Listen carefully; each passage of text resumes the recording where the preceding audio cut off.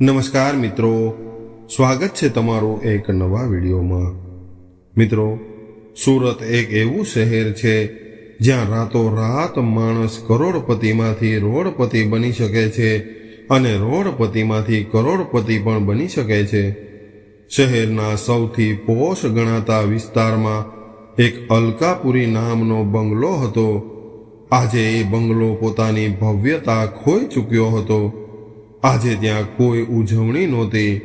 બહાર ઝરમર વરસાદ પડી રહ્યો હતો અને આખું વાતાવરણ એક ભારે ખમ ઉદાસીમાં ગરકાવ હતું।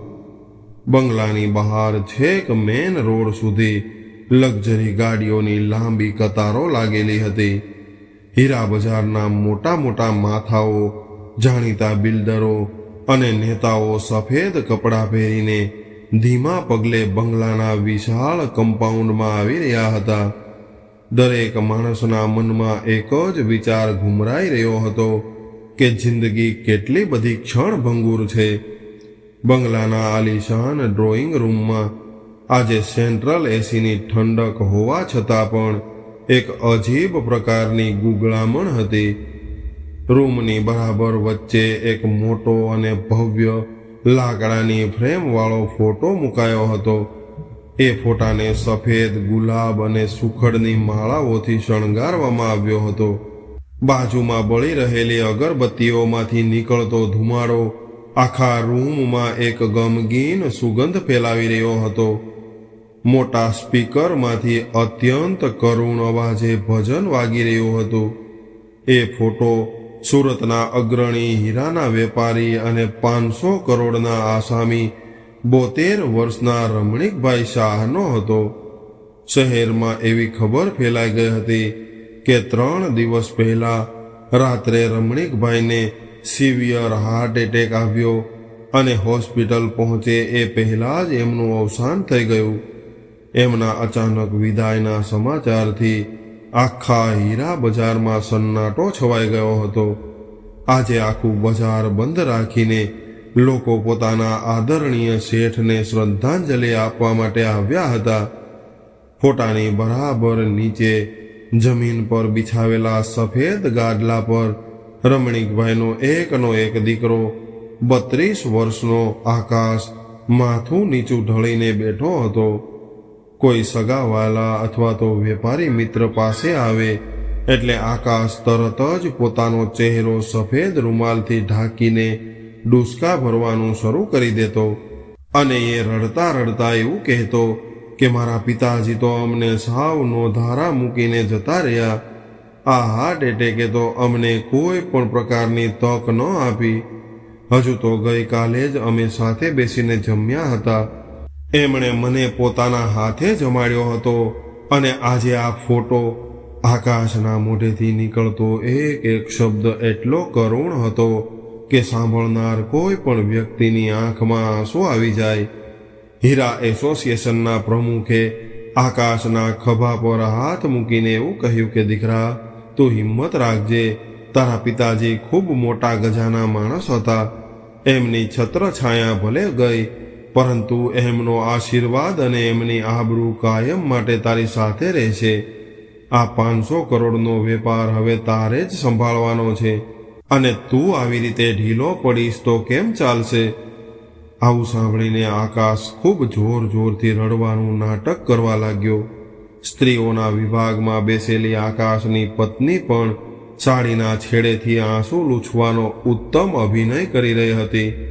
ત્યાં હાજર બધા જ લોકોને એવું લાગતું હતું કે એક આદર્શ દીકરો પોતાના પિતાના જવાથી અંદરથી સાવ તૂટી ગયો છે। આકાશનો ચહેરો દુઃખથી ભરેલો હોય એવું લાગતું હતું, પરંતુ એની અંદરની દુનિયામાં એક રાક્ષસી શાંતિ અને વિજયનો અહંકાર છવાયેલો હતો। એને ખબર હતી કે આ બધું જ એક ષડયંત્રનો ભાગ છે, પરંતુ આ ષડયંત્રનું સૌથી મોટું, જીવતું અને શ્વાસ લેતું સત્ય આ જ બંગલાની બરાબર નીચે જમીનમાં 20 ફૂટ ઊંડે એક ગુપ્ત ભોંયરામાં કેદ હતું। આ જ બંગલાના ભવ્ય ડ્રોઈંગ રૂમની બરાબર નીચે જમીનમાં એક જૂનું સાઉન્ડ પ્રૂફ ભોંયરું આવેલું હતું। વર્ષો પહેલા જ્યારે રમણીકભાઈએ આ બંગલો બનાવ્યો હતો ત્યારે હીરા બજારના કરોડોના કાચા હીરા અને મોટી રોકડ રકમ ઘરમાં સુરક્ષિત રાખવા માટે બેંકના વોલ્ટ જેવું આ ભોંયરું ખાસ વિદેશી એન્જિનિયરો બોલાવીને તૈયાર કરાવ્યું હતું. આ ભોંયરાની સિમેન્ટની અને કોન્ક્રીટની દિવાલો એટલી બધી જાડી હતી કે અંદર કોઈ બોમ્બ પણ ફૂટે તો બહાર જરા પણ અવાજ ન આવે. આજે એ જ સુરક્ષિત તિજોરી રમણીકભાઈની જીવતી કબર બની ગઈ હતી. અંદર ઘોર અંધકાર હતો. માત્ર એક નાનકડી લાલ લાઇટ અને સામે પડેલી એક નાની એલઈડી ટીવી સ્ક્રીનનો આછો ભૂરો પ્રકાશ હતો અને આ પ્રકાશ રૂમમાં ફેલાયેલો હતો. એ સ્ક્રીન પર અત્યારે ઉપર ચાલી રહેલા બેસણાનું લાઈવ ફૂટેજ દેખાઈ રહ્યું હતું. એ સ્ક્રીનની બરાબર સામે એક ભારે લોખંડની ખુરશી પર 72 વર્ષના રમણીકભાઈ શાહને એક જાડા નાયલોનના દોરડાઓ અને લોખંડની સાંકળોથી બાંધી દેવામાં આવ્યા હતા. જે માણસના મૃત્યુ ઉપર હજારો લોકો આંસુ વહાવી રહ્યા હતા એ માણસ અહીંયા જીવતો હતો. એના શ્વાસ ચાલી રહ્યા હતા, પરંતુ એની હાલત મરેલા કરતાં પણ 1000 ગણી બદતર હતી. રમણીકભાઈના શરીર પરના કપડાં હવે ખૂબ મેલા, ફાટેલા અને ધૂળવાળા અને પરસેવાથી રેબઝેબ થઈ ગયા હતા.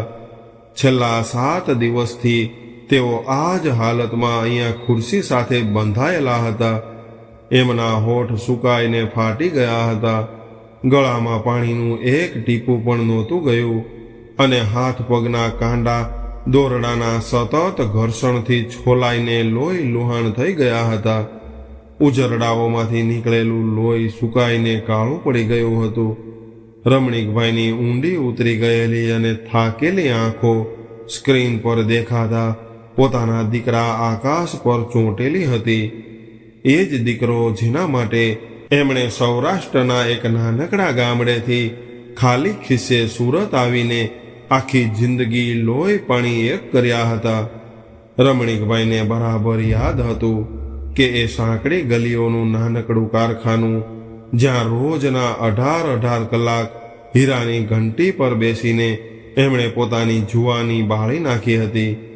હીરા ઘસી ઘસીને એમના હાથની આંગળીઓના ટેરવા કાયમ માટે છોલાઈ ગયા હતા અને આંગળીઓ વાંકી વળી ગઈ હતી.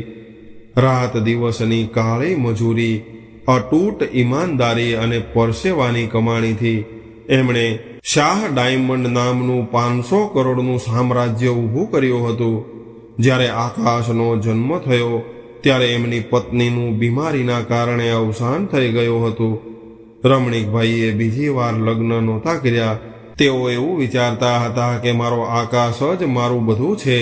એને કોઈ પણ સાવકીમાંનો ડર અથવા તો ઓરમાયું વર્તન ન સહન કરવું પડે એવું વિચારીને એમણે આખી જિંદગી એકલા હાથે દીકરાને ઉછેર્યો હતો. દુનિયાની કોઈ એવી સુખ સુવિધા નહોતી જે આકાશે માંગ્યા પહેલા એના પિતાએ એના ચરણોમાં ન મૂકી હોય. દીકરાને વિદેશમાં ભણવા મોકલ્યો, મોંઘી સ્પોર્ટ્સ કારો અપાવી, લાડકોડમાં કોઈ કચાશ ન રાખી. પોતે આખી જિંદગી સાદા કપડાં અને સાદું ભોજન જમ્યા, પરંતુ દીકરાને રાજાની જેમ રાખ્યો હતો. પરંતુ રમણીકભાઈ એ સમજવામાં ખૂબ મોટી થાપ ખાઈ ગયા હતા કે માત્ર સગવડો આપવાથી સંસ્કાર નથી મળતા. મફતની સંપત્તિ અને બાપની આંધળી કમાણીએ આકાશના મગજમાં માત્ર અહંકાર, વ્યસન અને રાક્ષસી લાલચનું ઝેર જ ભરી દીધું હતું. વિદેશથી ભણીને પાછા આવેલા આકાશને ફેક્ટરીના રોજના મહેનતના કામમાં કોઈ પણ પ્રકારનો રસ નહોતો. એને ઓફિસમાં બેસીને હીરાના વેપારની બારીકીઓ શીખવામાં કંટાળો આવતો હતો. એને શોર્ટકટથી રાતોરાત અબજોપતિ બની જવું હતું. એ વિદેશની ક્રિકેટ સટ્ટાબાજી, ક્રિપ્ટોકરન્સીના જુગાર અને ખરાબ સંગતમાં ખરાબ રીતે ફસાઈ ચૂક્યો હતો. બજારમાં એના નામે કરોડો રૂપિયાના દેવા થઈ ગયા હતા. ઉઘરાણીવાળા અને ખતરનાક ગુનેગારો રાત્રે બંગલાની બહાર આંટા મારવા લાગ્યા હતા અને ધમકીઓ આપતા હતા. રમણીકભાઈએ 2 વાર પોતાનો જીવ બાળીને એનું મોટું દેવું ચૂકવ્યું હતું, પરંતુ જ્યારે આકાશની લાલચ હદ વટાવી ગઈ અને એણે કંપનીની મુખ્ય 500 કરોડની ફેક્ટરીના દસ્તાવેજો ગીરવે મૂકીને નવો સટ્ટો રમવાની વાત કરી, ત્યારે રમણીકભાઈનો પિત્તો છટકી ગયો અને એમણે કડક શબ્દોમાં આકાશને ના પાડી દીધી કે બેટા, આ ફેક્ટરી મારી જિંદગીની કમાણી છે. આમાં કામ કરી રહેલા 2000 કારીગરોના ઘર અને એમના છોકરાઓનું ભવિષ્ય મારા ભરોસે ચાલે છે. તારી હવાની ઇમારતો બનાવવા અને તારા જુગારના શોખ પૂરા કરવા માટે હું આ ફેક્ટરી ક્યારેય નહીં વેચું. તારે સુધરવું હોય તો કાલે સવારથી જ મારી સાથે ઓફિસે આવી જજે, નહીંતર મારું આ ઘર છોડીને ક્યાંક જતો રહેજે. મારા જીવતા જીવ તને આ કંપનીનો એક પણ કાગળ નહીં મળે. આ શબ્દો આકાશ માટે સહન કરવા અશક્ય હતા. એને બાપ જોઈતો નહોતો, એને માત્ર બાપની મિલકત જોઈતી હતી. અને એ જ રાત્રે આકાશે એક એવો ભયાનક પ્લાન બનાવ્યો જે કોઈ કસાય પણ ન વિચારી શકે. 7 દિવસ પહેલાની એ કાળી રાત રમણીકભાઈની આંખો સામે હજુ પણ ચલચિત્રની જેમ ફરી રહી હતી. રાતના 11 વાગ્યા હતા. રમણીકભાઈને રોજ રાત્રે સૂતા પહેલા ગરમ દૂધ પીવાની આદત હતી. આકાશ પોતે જ એમના રૂમમાં દૂધનો ગ્લાસ લઈને આવ્યો હતો. દીકરાના હાથનું દૂધ પ્રેમથી પીને રમણીકભાઈ હજુ પથારીમાં પડ્યા જ હતા કે 10 જ મિનિટમાં અચાનક એમના શરીરમાં વિચિત્ર પ્રકારની નબળાઈ આવવા લાગી. એમનું આખું શરીર જાણે પથ્થર બની રહ્યું હોય એવું લાગતું હતું. આકાશે એ દૂધમાં દવાઓ ભેળવી દીધી હતી. રમણીકભાઈની આંખો ખુલ્લી હતી, મગજ પૂર્ણપણે જાગતું હતું, કાન સાંભળતા હતા, પરંતુ શરીરનો એક પણ સ્નાયુ કામ નહોતો કરી રહ્યો. જીભ થોથવાઈ ગઈ હતી. એ જ સમયે રમણીકભાઈના રૂમમાં એક અજાણ્યો માણસ આવ્યો. એ ડોક્ટર પાઠક હતો. ડોક્ટર પાઠક સુરતના એક નામાંકિત પરંતુ હળહળતા ભ્રષ્ટ ડોક્ટર હતા, જેમને આકાશે 50 લાખ રૂપિયાની લાંચ આપીને અગાઉથી જ ખરીદી લીધા હતા. ડોક્ટર પાઠકે રમણીકભાઈની નળી તપાસવાનું શરૂ કર્યું અને તરત જ પોતાના લેટર પેડ પર એક નકલી ડેથ સર્ટિફિકેટ બનાવી નાખ્યું, જેમાં મોતનું કારણ હાર્ટ એટેક લખવામાં આવ્યું હતું. રાતોરાત બધું જ આયોજન થઈ ગયું. રમણીકભાઈને વ્હીલચેરમાં બાંધીને આકાશ અને એના 2 માણસોએ લિફ્ટ મારફતે સીધા જ આ સાઉન્ડ પ્રૂફ બોયરામાં ઉતારી દીધા. ઉપર ડ્રોઈંગ રૂમમાં કફનમાં એક લાવારીશ લાશ, જેનું મોઢું ઓળખી ન શકાય એવું હતું, એને સીલબંધ પેટીમાં પેક કરી દેવામાં આવી. સગા સંબંધીઓને રાત્રે જ ફોન કરી દેવામાં આવ્યા અને કહેવામાં આવ્યું કે લાશની હાલત એવી છે કે પેટી ખોલી શકાય એમ નથી. આમ રમણીકભાઈ કાયદાની નજરમાં અને સમાજની નજરમાં કાયમ માટે બળીને ખાખ થઈ ગયા. બોયરામાં મોનિટરમાં જોઈ રહેલા રમણીકભાઈની આંખોમાંથી આંસુ સુકાઈ ગયા હતા. હવે ત્યાં માત્ર આઘાત અને પીડાનું ખાલીપણું હતું. અચાનક ડ્રોઈંગ રૂમની સ્ક્રીન પર દેખાતો આકાશ પોતાની જગ્યાએથી ઊભો થયો અને કેમેરાની ફ્રેમમાંથી ગાયબ થઈ ગયો. રમણીકભાઈના હૃદયના ધબકારા વધી ગયા. થોડી જ વારમાં બોયરાની બહારના ભાગે લોખંડી દરવાજાનો ડિજિટલ લોક બીપ બીપ અવાજ સાથે ખુલી ગયો. દરવાજાની તિરાડમાંથી બહારનો પ્રકાશ અંદર આવ્યો અને એ પ્રકાશની સાથે આકાશ પણ અંદર આવ્યો. ઉપર જે આકાશ સમાજ સામે ગરીબડી ગાય બનીને રડતો હતો, એના ચહેરા પર અત્યારે એક ક્રૂર અને અહંકારી તેમજ વિજયી રાક્ષસી સ્મિત હતું. એણે ડ્રોઈંગ રૂમમાં પહેરેલો સફેદ જબ્બો હજુ કાઢ્યો પણ નહોતો. એના ખભા પર હજુ પણ બેસણાના ગુલાબની પત્તીઓ ચોટેલી હતી. એના એક હાથમાં દસ્તાવેજોની ફાઇલ હતી અને બીજા હાથમાં પાણીની અડધી ભરેલી બોટલ હતી. આકાશ ધીમા અને ડરામણા પગલે ચાલતો ચાલતો રમણીકભાઈની નજીક પહોંચ્યો. એમણે લોખંડની ખુરશી પાસે ઊભા રહીને પિતાની દયનીય અને તડપતી હાલત જોઈ અને એક કટાક્ષભર્યા અવાજમાં એવું કહ્યું કે કેવું લાગે છે બાપા, પોતાની જ સ્મશાન યાત્રા અને પોતાનું જ બેસણું લાઈવ જોવાની મજા તો આવે છે ને? આકાશનો અવાજ ભોંયરાની સિમેન્ટની દિવાલો સાથે અથડાઈને એક ડરામણો પડઘો પાડી રહ્યો હતો. રમણીકભાઈએ સુકાયેલા ગળામાંથી ખૂબ તાકાત ભેગી કરીને નબળા પરંતુ અત્યંત મક્કમ અવાજે એવું કહ્યું કે શા માટે આકાશ, મેં તારા માટે મારી આખી જિંદગી, મારી યુવાની પણ ખર્ચી નાખી. તને મારી જાન જોઈતી હોય તો હું હસતા મોઢે કાઢીને આપી દેત, પરંતુ તે આ રાક્ષસી ખેલ શા માટે કર્યો? મને જીવતે જીવ કેમ દાટી દીધો?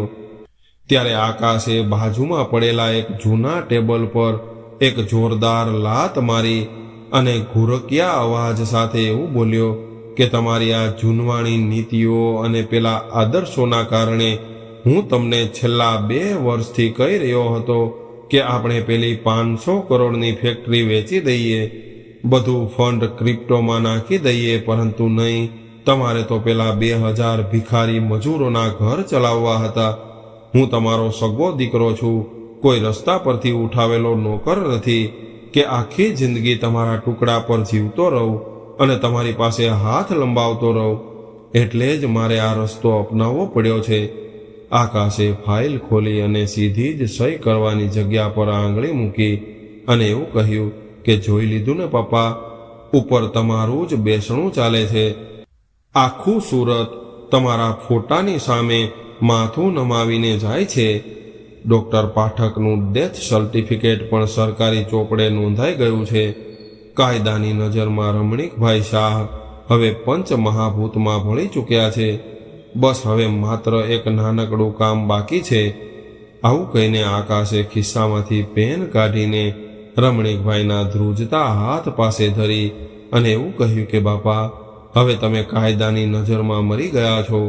આ નવા દસ્તાવેજો પર તમારી સહી અને અંગૂઠો જોઈએ છે. આનાથી એ 500 કરોડની ફેક્ટરી સીધી જ મારા પ્રાઇવેટ એકાઉન્ટમાં ટ્રાન્સફર થઈ જશે. ચૂપચાપ આ કાગળો પર સહી કરી દો બાપા. કદાચ તમે સીધી રીતે સહી કરી દેશો તો હું રાતોરાત તમને કોઈ દૂરના અજાણ્યા આશ્રમમાં ફેંકી આવીશ, જ્યાં તમે જીવતા તો રહેશો, પરંતુ જો આનાકાની કરશો તો યાદ રાખજો, આ ભોંયરું જ તમારી કાયમી આરામગાહ બની જશે.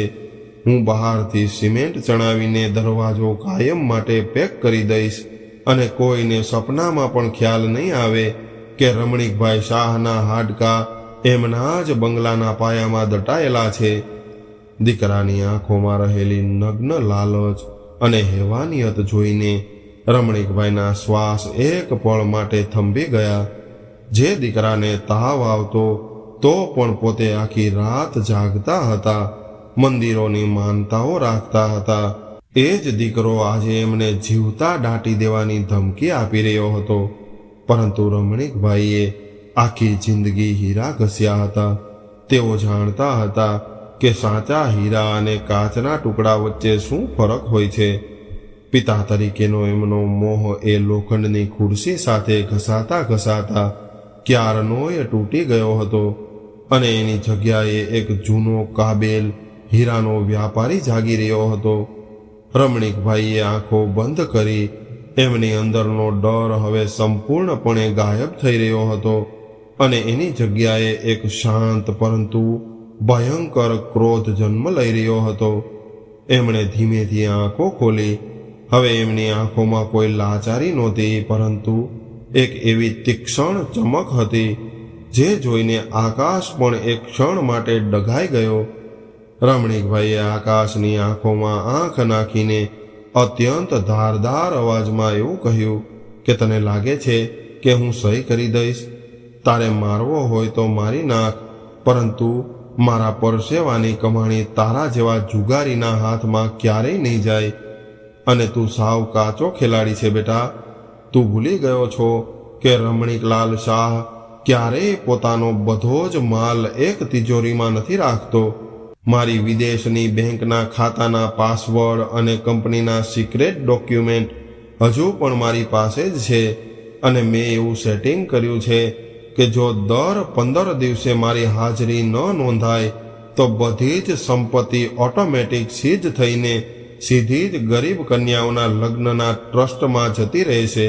આકાશ, કદાચ તું મને મારી નાખીશ તો તારા હાથમાં એક ફૂટી કોડી પણ નહીં આવે અને પેલા દેવાવાળા તને રસ્તા વચ્ચે ઊભો રાખીને કૂતરાની જેમ મારશે. આવું સાંભળતા જ આકાશનો ચહેરો ફિક્કો પડી ગયો.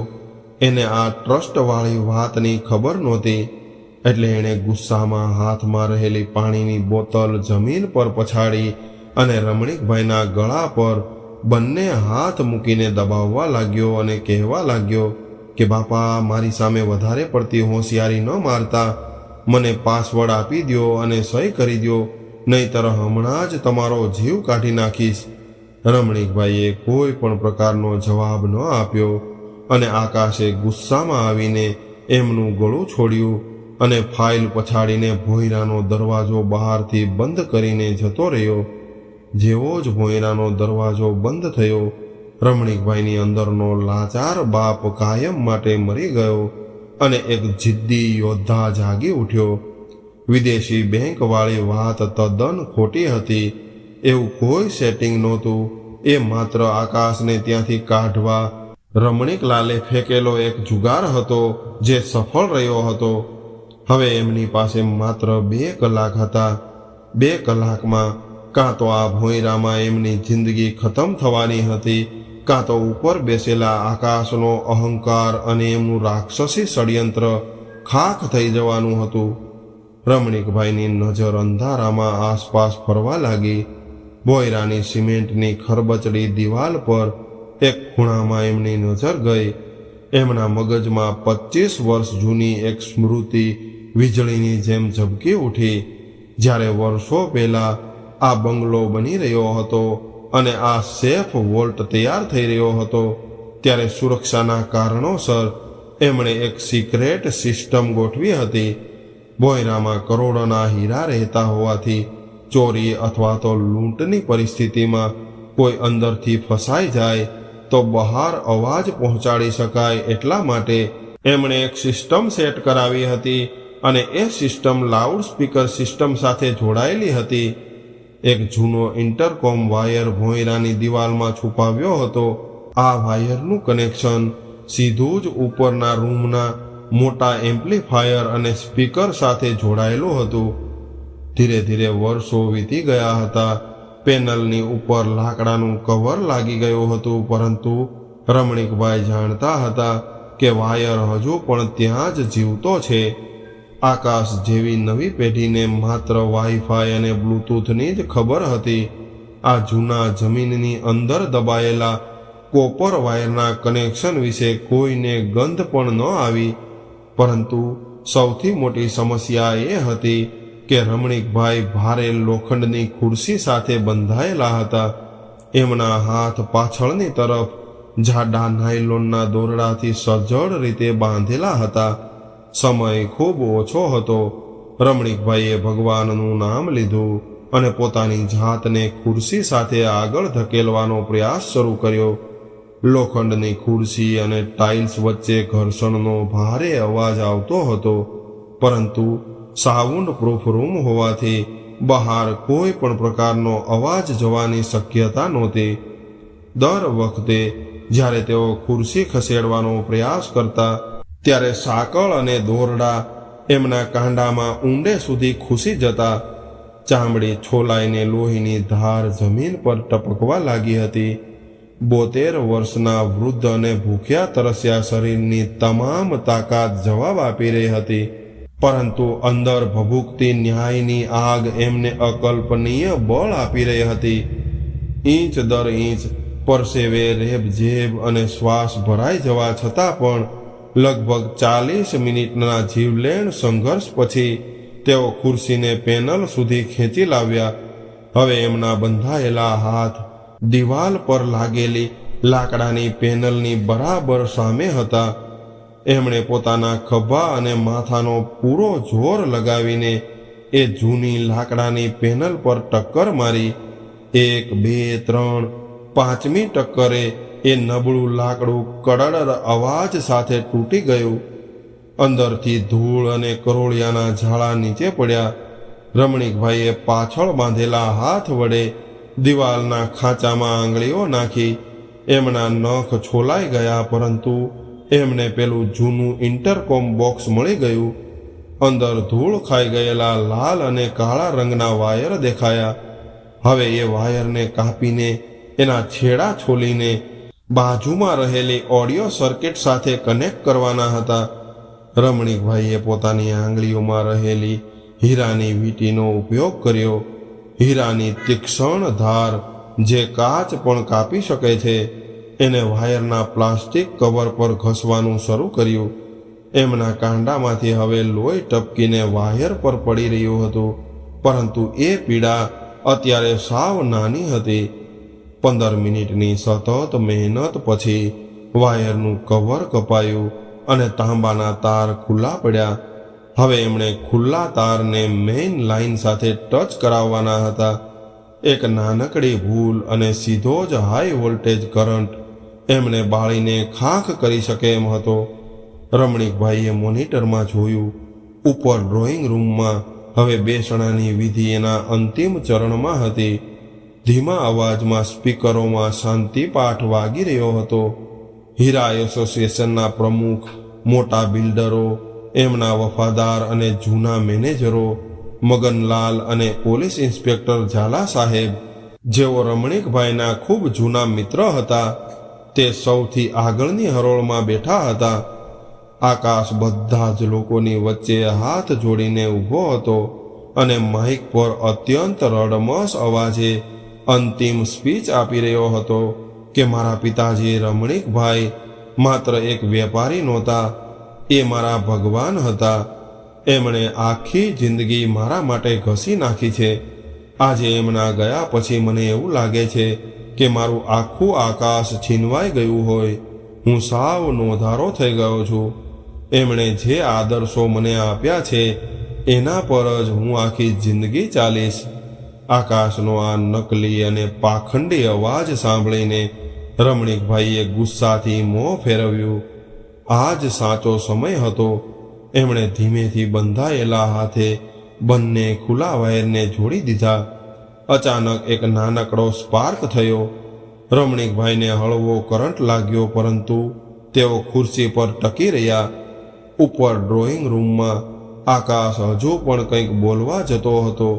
ત્યારે જ રૂમના ચારેય ખૂણે લાગેલા મોટા સ્પીકરોમાંથી શાંતિપાઠ અને આકાશના માઇકનો અવાજ એક મોટા કર્કશ ઇલેક્ટ્રોનિક અવાજ સાથે બંધ થઈ ગયો. આખા હોલમાં સોંપો પડી ગયો. લોકોને એવું લાગ્યું કે કદાચ કોઈ વાયરિંગમાં ખામી હશે. આકાશે સાઉન્ડ સિસ્ટમવાળા માણસ તરફ ગુસ્સાથી જોયું. એ કંઈ સમજે એ પહેલાં જ સ્પીકરમાંથી એક અવાજ ગુંજી ઉઠ્યો. એક ભારે અને ઘેરો પરંતુ અત્યંત પરિચિત અવાજ હતો, અને એ એવું બોલતો હતો કે મારો દીકરો ખૂબ સારો કલાકાર છે, એને એવોર્ડ મળવો જોઈએ. આ અવાજ સાંભળતા જ હોલમાં બેસેલા સેંકડો લોકોના પગ નીચેથી જમીન સરકી ગઈ.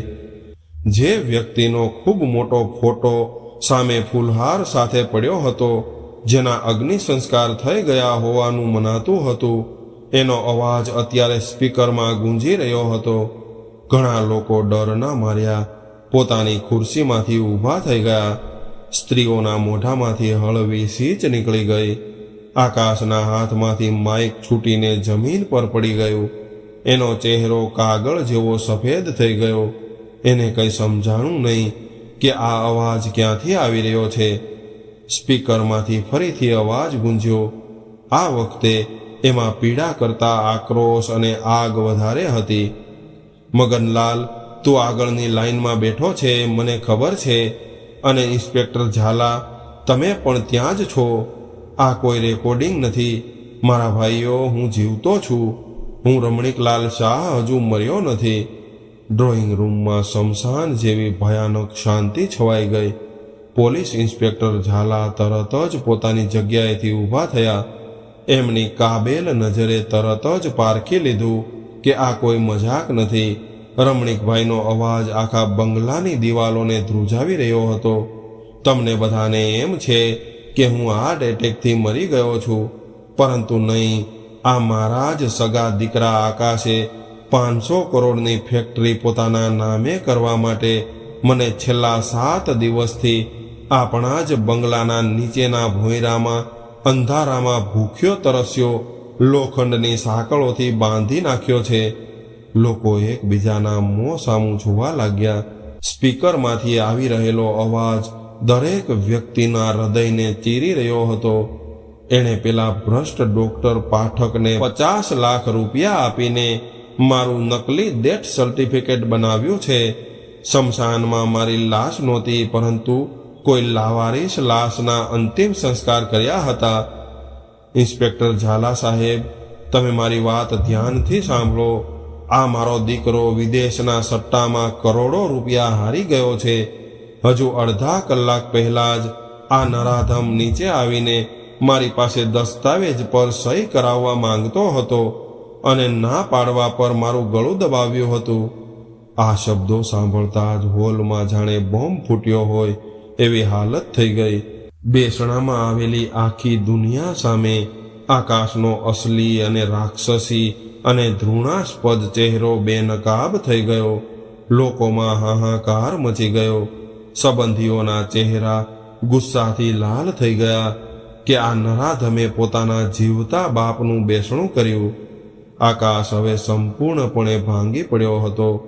એ પાગલોની જેમ દરવાજા તરફ ભાગવા લાગ્યો, પરંતુ રમણીકભાઈના જૂના અને વફાદાર મેનેજર મગનલાલ અને ત્યાં હાજર યુવાનોએ એને કોલરથી પકડીને જમીન પર પછાડી દીધો. એના પર લોકોનો ગુસ્સો ફૂટી નીકળ્યો.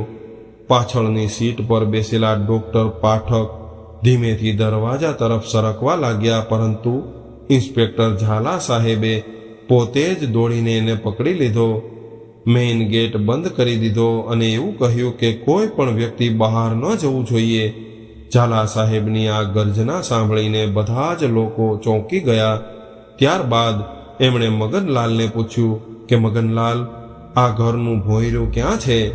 ત્યારે મગનલાલ અને પોલીસની ટીમ તરત જ બંગલાના પાછળના ભાગે આવેલા ગુપ્ત દરવાજા તરફ દોડી ગયા.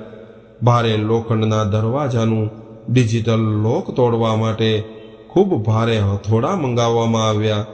15 મિનિટની ભારે જહેમત બાદ દરવાજો ખુલી ગયો અને અંદરનું દ્રશ્ય જોઈને ભલભલા કઠણ કાળજાના પોલીસવાળાની આંખોમાં પણ પાણી આવી ગયા. સુરતનો સૌથી મોટો વેપારી, જેની એક હાંકલથી કરોડોના સોદા થતા હતા, તે આજે ફાટેલા કપડાં, લોહીવાળા હાથ અને ભૂખ્યા શરીરે એક ખુરશી સાથે બંધાયેલો પડ્યો હતો. મગનલાલ દોડીને રમણીકભાઈને ભેટી પડ્યા અને ચોધાર આંસુએ રડી પડ્યા અને એવું કહ્યું કે શેઠજી, તમારા દીકરાએ તમારી કેવી દશા કરી નાખી છે.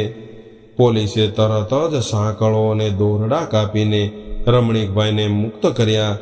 જ્યારે રમણીકભાઈને સહારા સાથે ધીમે ધીમે ઉપર ડ્રોઈંગ રૂમમાં લાવવામાં આવ્યા, ત્યારે ત્યાં એકદમ સન્નાટો છવાઈ ગયો. જે ફોટા પર થોડીવાર પહેલા ફૂલ ચડાવવામાં આવતા હતા, એ જ વ્યક્તિ હવે જીવંત પરંતુ ઘાયલ હાલતમાં સૌની સામે ઊભો હતો. હીરા એસોસિએશનના પ્રમુખે તરત જ આગળ વધીને ફોટો અને હાર ઉઠાવીને કચરા પેટીમાં ફેંકી દીધા. પોલીસે આકાશ અને ડોક્ટર પાઠકને હાથકડી પહેરાવી દીધી. આકાશના કપડાં ફાટી ગયા હતા અને ચહેરા પર મારના નિશાન હતા. આકાશ જ્યારે રમણીકભાઈની સામે આવ્યો, ત્યારે એ જમીન પર ઘૂંટણીએ પડી ગયો અને રડતો રડતો પોતાના બાપના પગ પકડીને કરગરી રહ્યો હતો કે પિતાજી, મને માફ કરી દો. લાલચે મને આંધળો કરી દીધો હતો. હું તમારું લોહી છું પિતાજી, મને બચાવી લ્યો, નહીતર જેલમાં હું મરી જઈશ. પેલા દેવાવાળા મને નહીં છોડે. રમણીકભાઈએ ધીમેથી પોતાનો પગ પાછળ ખેંચી લીધો. એમના ચહેરા પર હવે કોઈ પણ પિતાની મમતા અથવા તો પ્રેમ નહોતો, માત્ર એક ભયાનક શૂન્યતા હતી.